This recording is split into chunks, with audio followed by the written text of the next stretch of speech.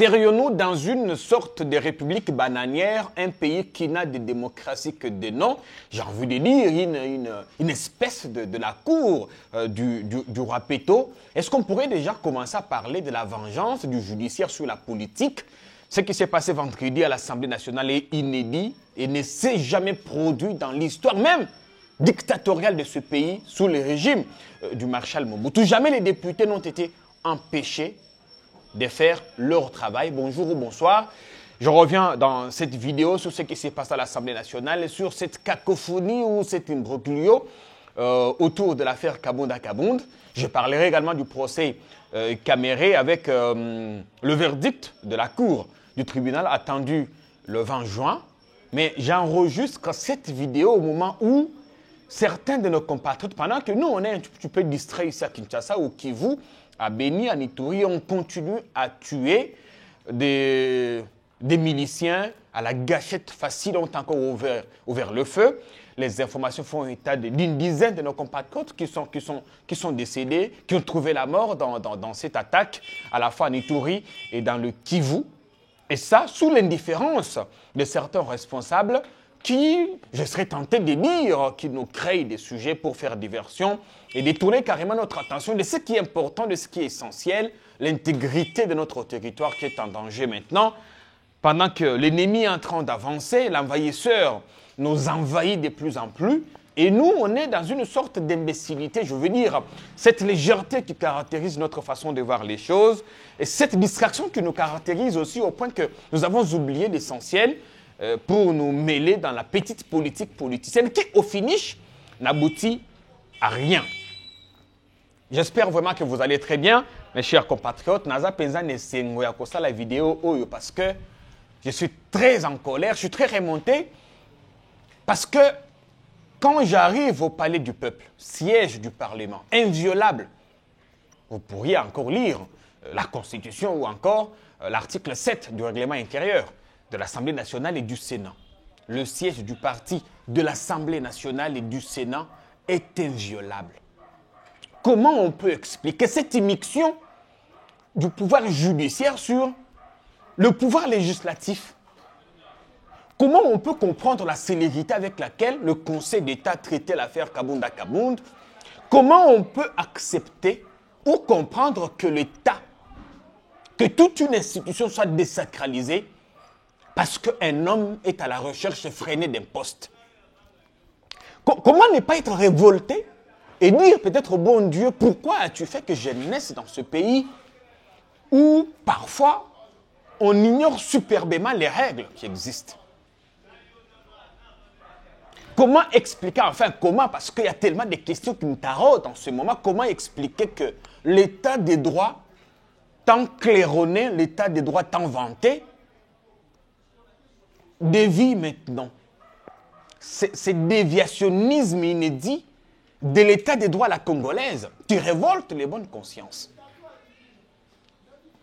Nous avons assisté à un scandale, à une humiliation pure et simple de la deuxième institution du pays.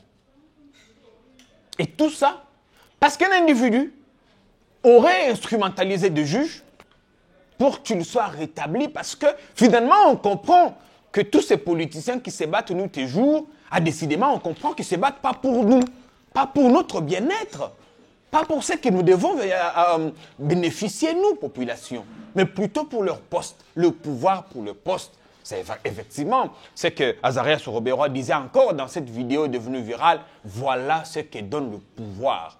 Et on sent maintenant que quand monsieur n'a plus un très long cortège, des grosses cylindrées, on sent que quand monsieur n'a plus de garde du corps, on sent que quand monsieur n'a plus de frais de fonctionnement et qu'il imagine ce qui pourrait être son sort, c'est contenter de quelques dizaines de milliers de dollars, ben voilà, par mois. Et là, il est prêt à tout. Est-ce qu'on voit dans quoi nos députés nous amènent? Est-ce que vous avez lu cette correspondance de l'Assemblée nationale qui demande à ce qu'on ajoute 2000 dollars supplémentaires à chaque député? Alors que notre économie, je veux dire, est presque en berne. Alors qu'on est en pleine récession, l'Assemblée nationale qui coûte déjà énormément à la République aux contribuables, tout honte but, nous demande encore, ou demande au gouvernement de lui ajouter 2 000 $ par député, multiplié par 500, vous voyez ce que ça fait. Et comme si cela ne suffisait pas, on demande encore à ce que on ajoute des fonds supplémentaires sur le fonds de fonctionnement de l'administration. Comment on peut être inhumé jusqu'à ce point? Et là, le député Kabound, il est toujours député. Ça, il n'a pas dénoncé parce que cette lettre de Janine Mabounda date quand même. Ça, il n'a pas dénoncé. Parce que ça lui profite en effet. Ça, il ne dénonce pas. Mais est-ce qu'il faut s'arrêter à ce qui se passe à l'Assemblée nationale? Nous avons appris des sources au ministère du Budget que depuis le mois de janvier, la présidence a mécanisé environ 300 personnes. Mais vous imaginez que là-bas, la présidence, tous, s'ils n'ont pas un rang de ministre d'État, ils ont un rang de ministre, des ministres, vice-ministres, ou que sais-je encore là-bas. Il n'y a pas de lit comme nous ici.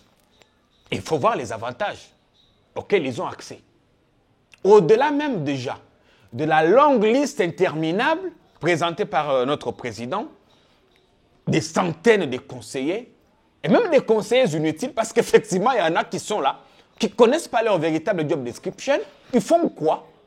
Et vous les verrez toujours le matin ou à midi dans des cafés avec les véhicules de la présidence dont on a vu certains être réparés du côté de Kimpwanza. On se demande si cette première institution a perdu son prestige. Alors, pour revenir à ce que je disais, alors qu'on est en récession, l'Assemblée nationale demande à ce qu'on lui ajoute 2 000 $ par député. La présidence mécanise au moins 300 personnes. Imaginez encore une fois combien ces gens vont coûter à la République. Pendant que, on sait, la présidence a enregistré des dépassements budgétaires inédits cette année. On nous ajoute encore d'autres ressources. Dieu merci, le corona a fait que notre président ne voyage pas. Ces 3 derniers mois, j'imagine que la République en a tiré profit parce que nous apprenons que ces premiers voyages, en tout cas du moins pour l'année passée, ont coûté jusqu'à 50 000 $ au trésor public. C'est-à-dire que dans ce pays, seules les institutions consomment l'argent du contribuable. Donc les impôts que nous payons à gauche, à droite, les taxes, finalement, ça ne nous profite pas, ça profite à des individus. Au point que nous avons des routes dans des états piteux, nous avons une insécurité criante, tout nous manque, l'eau et l'électricité aujourd'hui. Kinshasa et Komaloko, là, un grand village. Mais le peu qu'on a, on s'en sert pour payer des individus. Est-ce qu'il n'est pas possible de privilégier la qualité que la quantité? Est-ce qu'on est obligé de récompenser tous ceux qui ont mouillé le maillot? Et surtout de le mettre tous là où on connaît. Des gens catapultés, nourris au mamet de la République et sur le dos du contribuable.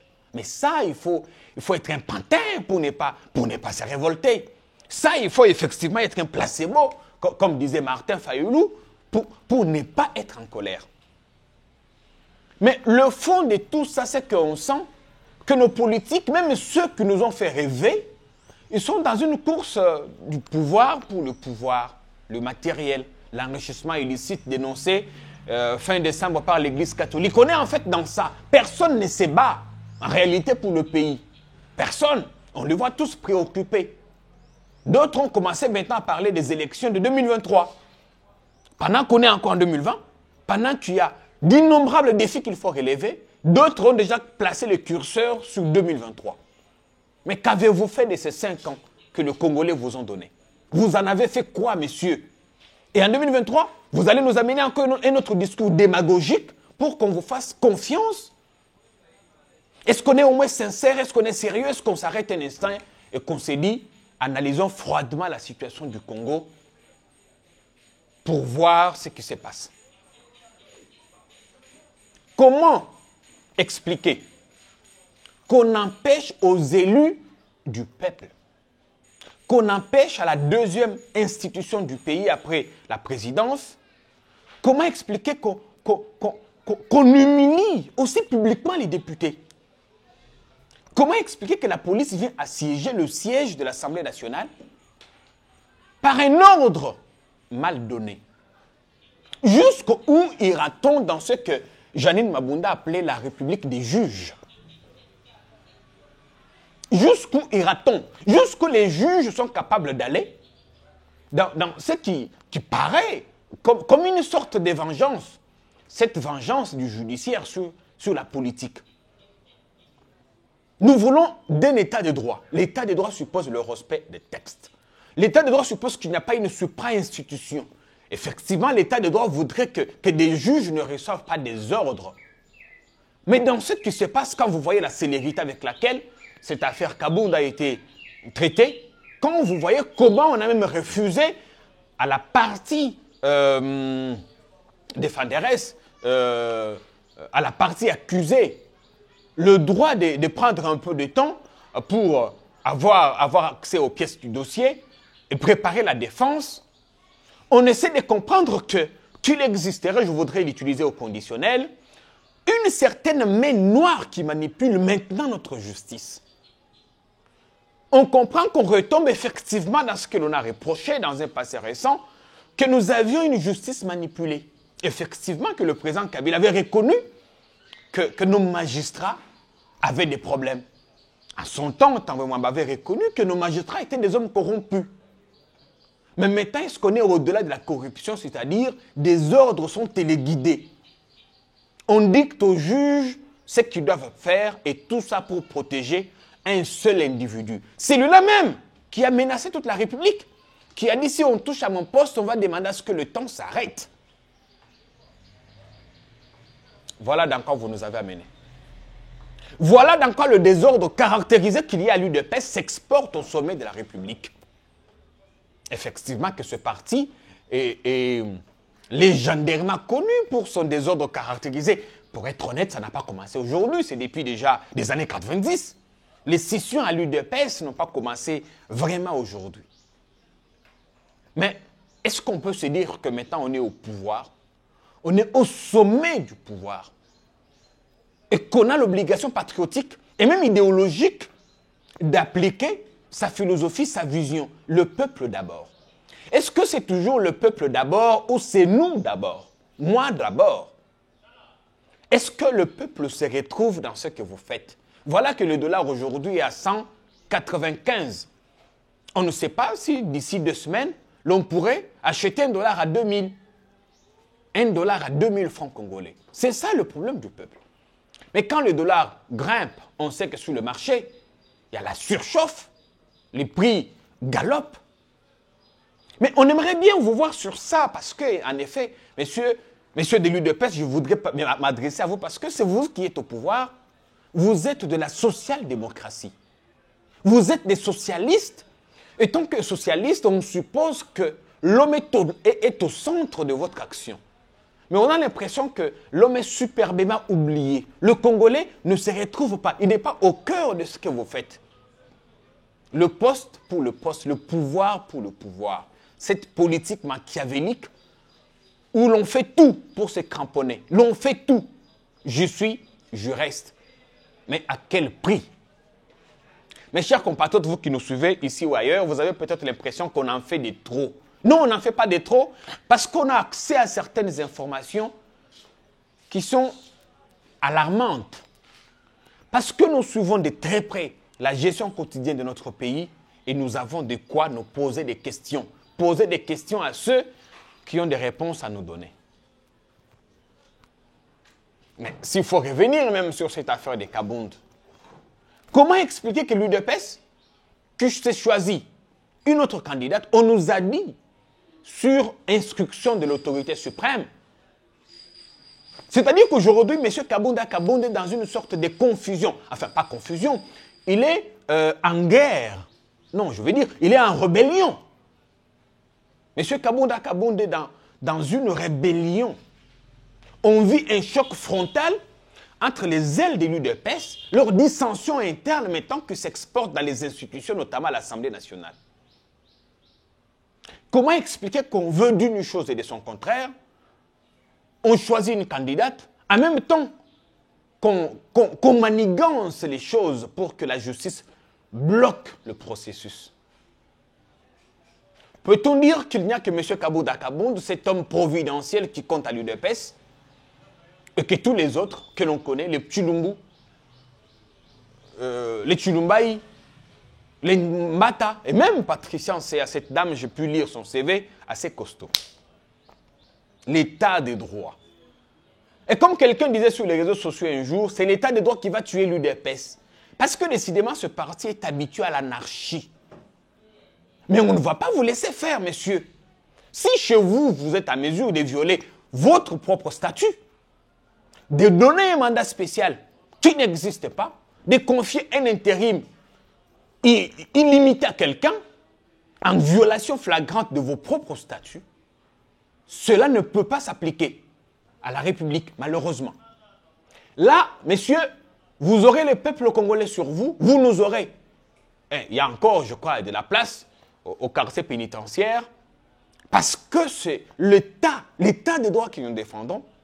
Nous n'hésiterons pas d'accepter d'aller jusqu'au sacrifice suprême. Là, vous nous aurez, messieurs des l'UDPS. Là, vous nous aurez. Et en même temps que j'interpelle nos amis du Front commun pour le Congo, pourquoi vous accrochez-vous à cette affaire? Pourquoi? Pourquoi vous faites de cette histoire de Kabound une affaire d'État? Pourquoi toute la République peut s'arrêter parce qu'il y a un homme qui dérangerait certains intérêts? Vous ne voyez pas que, d'une certaine façon, ils ont ce pabino. Parce que, qu'on se le dise, messieurs du Fonds commun, vous aurez vous aussi des comptes à rendre. Peut-être l'opinion ne sait pas que c'est vous qui dirigez le pays. Il faut dire ça à l'opinion. Messieurs du FCC, c'est vous qui êtes au gouvernement. La politique qui est appliquée au pays est la vôtre, en concertation sans doute avec celle du président. Donc, vous nous êtes redevables. Nous aurons des comptes à vous demander. Mais comme la population est tellement naïve, on va oublier que c'est vous qui êtes là et on demandera des comptes à Tshisekedi. En réalité, c'est à vous. Parce qu'en fait, selon notre constitution, notre système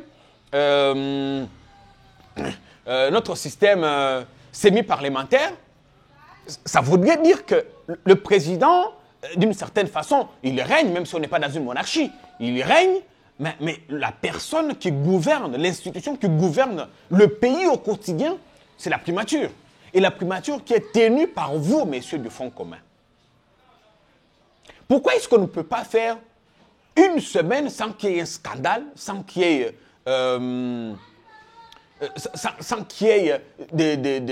des accrochages entre vous, sans qu'il y ait cette escalade verbale? Messieurs, pourquoi voulez-vous prendre ce pays en otage? Pourquoi vous nous offrez tout ce spectacle? Moi, je ne comprends pas pourquoi vous êtes précipités. Parce qu'effectivement, j'ai pu échanger avec certains juristes.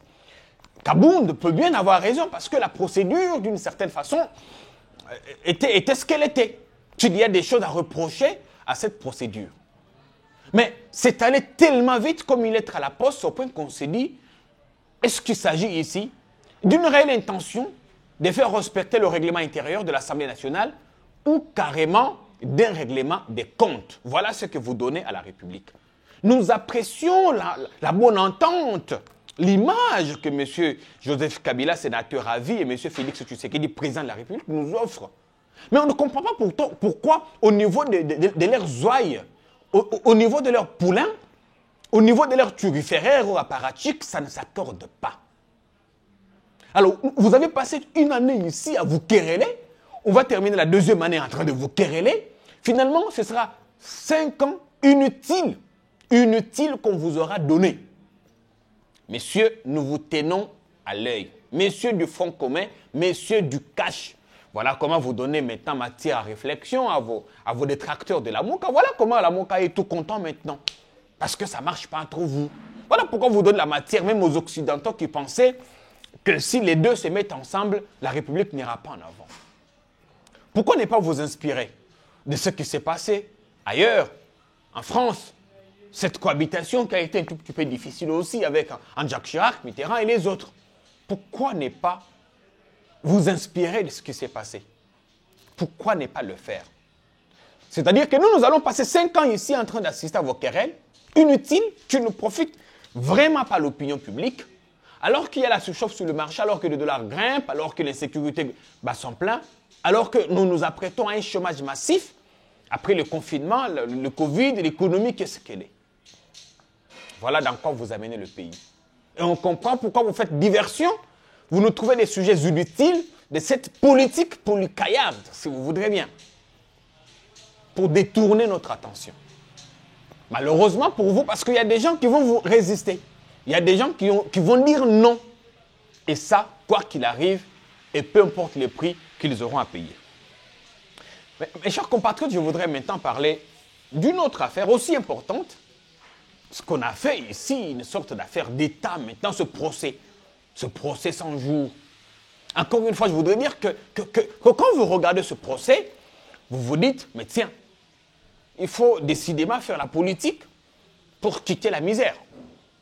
Quand vous regardez comment les gens sont passés d'une misère extrême à une richesse insolente, quand vous voyez que dans ce procès, on ne parle que des millions, ce n'est pas une affaire de 10 000 $. On ne parle que des millions. Et ces millions, ce sont des fonds publics. Et malheureusement pour notre pays qui a frôlé la banqueroute, c'était des fonds des réserves stratégiques. Notre pays qui n'avait plus que 3 semaines d'importation, est-ce que vous imaginez le danger dans lequel ces gens ont mis toute la population congolaise? Est-ce que vous imaginez dans quoi M. Caméré a mis le pays? Ça signifie que 3 semaines après, nous ne pourrions plus importer des produits de première nécessité, du lait, du sucre, des vivres frais. Parce que le pays n'avait plus de fonds. Cet argent laissé par Kabila, 1 milliard quelque chose, dilapidé de la manière la plus brutale et en toute violation des règles, effectivement. Comment peut-on accepter que marcher dans un pays, surtout pour des gens, entre nous, on ne vous pardonnera pas parce que vous nous avez amené notre discours, l'état des droits. Effectivement, comme disait quelqu'un, c'est l'état des droits qui va vous rattraper. Comment on peut accepter que vous passez des marchés de gré à gré, des marchés aussi juteux? Vous bypassez du gouvernement qui est en place, vous créez un gouvernement parallèle. Tout ça, on a compris pourquoi la formation du gouvernement a pris du temps, parce que monsieur cherchait à s'en mettre plein les poches. Tout ça sous le dos du contribuable. C'est de l'argent, c'est notre argent. C'est cet argent que nous utilisons quand nous payons la TVA, quand nous payons les taxes et les impôts. Mais vous voyez dans quelles conditions sont nos routes. Vous voyez dans quelle misère indescriptible croupit le Congolais. Mais entre-temps, il faut voir les acquisitions de M. Caméré. Il faut voir combien de maisons M. Caméré s'est tapé rien qu'en 2019. Des hôtels à Paris, des gratte-ciel. Ici à Kinshasa, n'en parlons pas. Est-ce qu'on va dire que Caméré était tout seul dans cette aventure? Parce que lui, il dit que ce procès est un procès contre le président.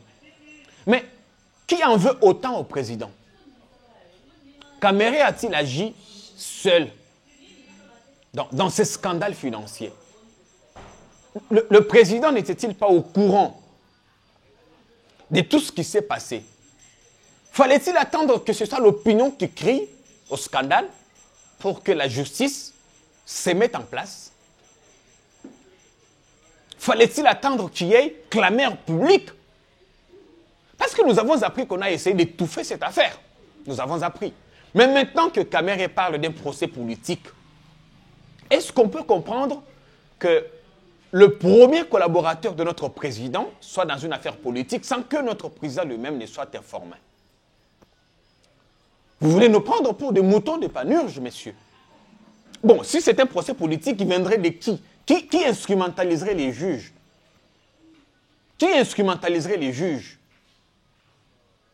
Caméré veut-il nous faire comprendre ici que Félix Tshisekedi essaie de l'empêcher d'être candidat en 2023? Essaie-t-il de nous faire comprendre que c'est plutôt le FCC qui est derrière cette affaire? Mais peu importe si c'est Tshisekedi ou le FCC, quand on regarde ce procès, effectivement, on vous dit que le détournement est une infraction d'intellectuel. Quand vous voyez ce procès, vous vous dites, ces gens nous ont bernés, ils nous ont entubés. Et ça, on ne peut pas les comprendre. Et on ne peut pas l'accepter. Vous allez crier à un procès politique, vous allez crier à une manigance de la justice. Nous voulons que nos millions nous soient rendus. Et même s'il est possible de remonter la filière, Parce que nous avons appris aussi, sans diffamer quiconque ici, nous avons appris que certains proches de notre président seraient impliqués aussi dans certaines mafias. Certains membres de famille seraient. Je le dis bien au conditionnel, parce que nous sommes toujours à la recherche des preuves. C'est-à-dire que les gens ont profité de cette première année pour s'enrichir. Mais où est le socialisme que vous incarnez? Le peuple d'abord est où? Est-ce le peuple d'abord? Enfin, est-ce qu'on est toujours dans le peuple d'abord ou Tokomina, nous, la famille, nos proches, nous d'abord? Et le Congolais dans tout ça.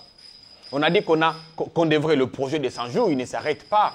Il ne s'arrête pas qu'au saut de mouton. Il ne s'arrête pas qu'aux maisons préfabriquées. Et même ces maisons préfabriquées, ce marché avec Djamal. Cet homme, quand vous suivez, monsieur l'ancien ministre du budget, Djamal, qui a reçu de l'argent pour la tour de la RTNC, jamais été réfectionné. On lui donne ce marché. En contrepartie, il offre des cadeaux juteux de parcelles à la baie d'Engalim. Vous voyez ce que ça donne? Le pouvoir, voilà ce que ça donne. Le peuple congolais dans tout ça. N'était-il pas possible de construire ces maisons en dur, comme Olive Lembe l'a fait à la cité Maman Olive, dans la banlieue de Kinshasa? Plus de 120 maisons en dur, mais il faut voir le coût. Parce qu'à la fois, l'argent aurait circulé. Parce que les ciments, on l'achèterait ici à côté. Les caillasses et ainsi de suite. On donnerait du travail aux Congolais. Mais on a préféré donner ça aux expatriés. Voilà dans quoi vous nous mettez. Malheureusement, c'est dommage. Je vais terminer sur un tout petit point parce que j'en avais juste pour quelques 30 minutes. J'entends ça bruisse sérieusement pour la nomination des membres de la commission électorale. Les élections de demain, 2023, si on veut de bonnes élections, c'est maintenant qu'il faut se préparer. N'attendons pas qu'on confie le mandat à Malou Malou, presque vers la fin de 2016, et qu'il y ait des problèmes. Finalement, c'est Nanga qui reprend le bâton, et les choses se font dans la précipitation. Ne revivons pas l'expérience Ngoï Mulunda qui est arrivée exactement dans les mêmes conditions. Non. Mais j'entends qu'il existerait certaines puissances à l'occidental qui voudraient nous imposer un schéma, je voudrais dire à l'ivoirienne, qui voudraient une marionnette à la présidence de la CENI. Nous en appelons ici à la conscience des confessions religieuses qui sont chargées de nous produire, de nous présenter un candidat président de la CENI. Nous ne voulons pas d'un homme qui vient apprendre, nous voulons des vertébrés. Nous voulons ici des hommes expérimentés, des hommes qui connaissent effectivement le rouage électoraux. J'ai entendu que l'on parlerait d'un homme, Ronsard, que je ne connais pas, que je n'ai pas approché, mais dont j'ai vu les actions. Cet homme qui a été le cerveau moteur, qui a il a passé toute sa carrière à la commission électorale. Enfin, c'était un enfant maison. Si on faisait de cet enfant maison président de la commission électorale, avec toute l'expérience qu'il a, je pense que ça profiterait à la République, comme on a fait à la DGI, en prenant un directeur, faire de lui directeur général. Si nous voulons de bonnes élections demain, Monsieur le Président, c'est aujourd'hui qu'il faut les préparer. Et là, on ne nous dit pas, le budget 2018 prévoyait combien d'argent pour l'organisation des élections 2019-2020. Enfin, oui, à partir de 2019-2020. Bientôt, à la prochaine rentrée parlementaire, ce sera la session budgétaire. Nous voulons que le gouvernement nous dise déjà combien nous mettons de côté. Parce que le Congo qui a financé en 2018, sur fonds propres, son processus électoral, ne peut plus retourner en arrière, peu importe la situation économique, pour faire financer ces élections par cette communauté internationale qui donne par la gauche et récupère par la droite. L'émission de ce soir, ce jour est terminée. Je salue tous les internautes, tous ceux qui vont regarder cette vidéo. Nous ne sommes qu'émus par cette fibre patriotique, au point que nous prenons tous ces risques pour vous alerter, vous informer, décrypter pour vous dire ce que vous ne comprenez peut-être pas, parce que nous avons la possibilité d'être aux côtés des politiciens, de comprendre, de mieux comprendre ce qu'ils disent sans vouloir le dire. Ici, nous n'avons pas de camp. Il n'y a pas de camp ici, non. Indépendant de tout le monde. Ça, c'est des initiatives personnelles tellement que nous aimons ce pays. Parce qu'en fait, on n'a que ce pays. Et nous avons l'obligation, après nous, dans 60, 70 ans, ce ne sera plus nous, nous passerons. Et nos enfants, quand ils viendront, il ne faudrait pas qu'ils trouvent ce pays morcelé. Il faudrait qu'ils le trouvent dans ses frontières. Dans ses frontières définies. Il faudrait que nos arrière-petits-fils retrouvent ce pays avec ses 2 345 410 km². Et pour ça, nous ferons tout pour y arriver. Et j'espère que parmi vous dans la diaspora, d'autres personnes sont intéressées par cet appel et peuvent toujours nous venir en aide. C'est très important. Vos conseils, pas forcément de l'argent. Parce qu'on sait, la main qui donne domine. Pas forcément de l'argent. Mais des messages que vous nous envoyez, des observations, des conseils, et même certaines informations que nous contre-vérifions, ça nous permet d'améliorer, de bien faire ce que nous faisons. Merci à l'équipe technique. On se retrouve très prochainement pour une autre vidéo sur la situation de notre pays. Que Dieu bénisse le Congo et que la République triomphe. Je vous aime bien.